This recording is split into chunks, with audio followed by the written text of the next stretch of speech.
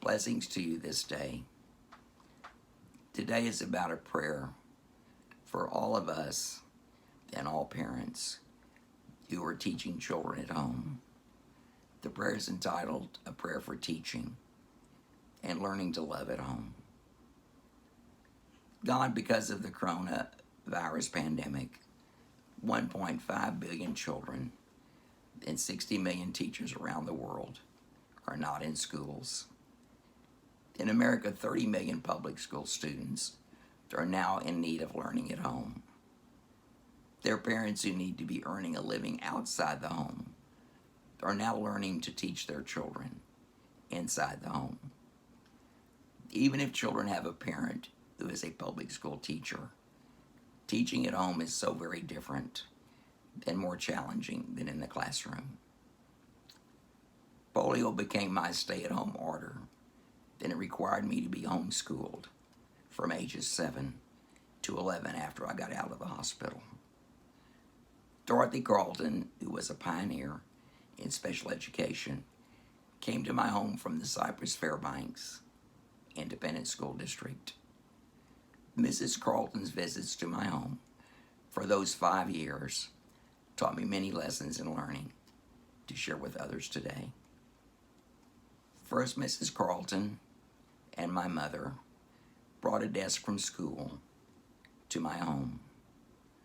The screened-in porch became my classroom, but at least I had a normal desk like all the other students.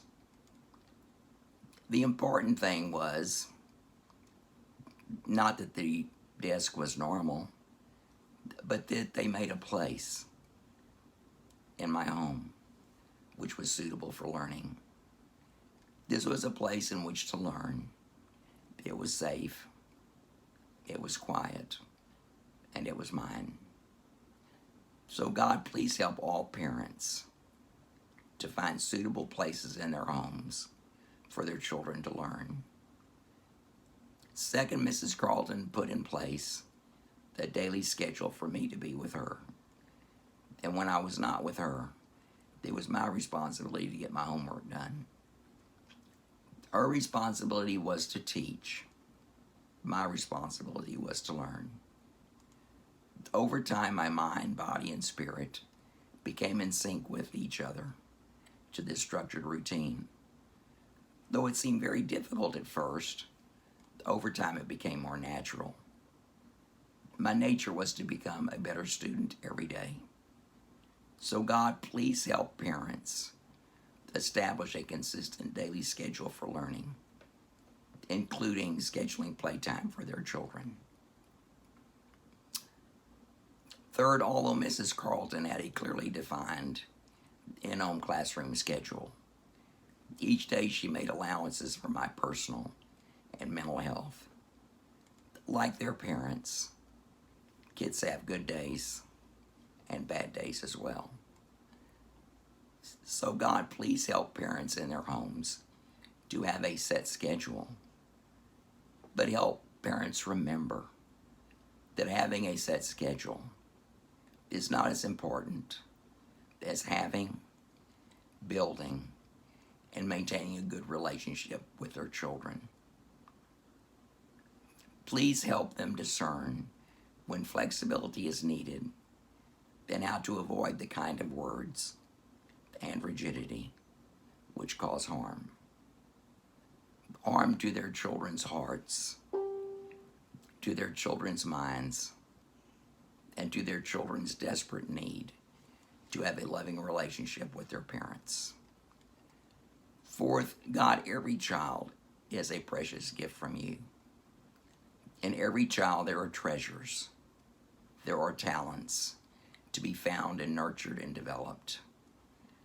No parent or teacher should diminish these beautiful and sacred gifts within the children you have bestowed upon them. I'm reminded of Anita Wheatcroft. She was the wife of Richard Wheatcroft, rector at St. Francis Episcopal Church, Houston. God, one of the gifts you gave Anita was a gift of creative writing. In that gift, she was born left-handed by nature. During that time in history, being left-handed was scorned, and it was squelched when possible by teachers and by parents. In her childhood, Anita's nanny was instructed to tie Anita's left hand behind her back, forcing her to use her right hand all day. Anita overcame all of that as an adult and became a successful teacher and a successful author of children's books. Not every child is able to overcome the stronghold of a parent or teacher that can be placed on the flowering of the child's inner gifts and talents. God, please help parents nurture their children's nature and the God-given talents that you gave them. Fifth, in 2020, it seems like a poor reward for a teacher or a parent to give to a student. But I cannot tell you, God, what it meant to me when Mrs. Carlton gave me those gold stars to reward my achievements, even those small ones.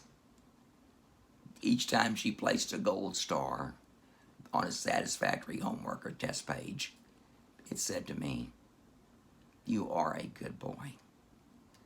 So God, please help parents to show their appreciation to their children when they succeed at tasks well done. Sixth, my teacher, Mrs. Carlton, loved to teach. So I, as her student, love to learn.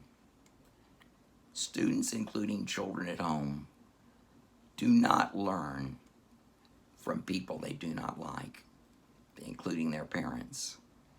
So God, please help all parents to display joy, zest, and love for learning, and display that to their children. Seventh, God, please help parents learn and practice patience in teaching their children. Please help parents who teach to schedule their own times for rest and relaxation. All work and no play is not good for children or for their parents. God, thankfully, in parents educating their children at home, there is no separation of church and state. That is because at home, the state of their relationship with you is most important. It is always worthy of celebration and observation. So God, please encourage all parents who teach their children at home to schedule daily prayer and scripture reading to be with you. God, you are the best teacher for all your children. May all parents lead, learn, and love by your amazing grace and perfect example. Please guide all parents in teaching and learning to love at home. In that way, their children will learn to love and to serve you always. Amen. Thank you for joining me this week. And please remember that God and his angels are only a prayer away.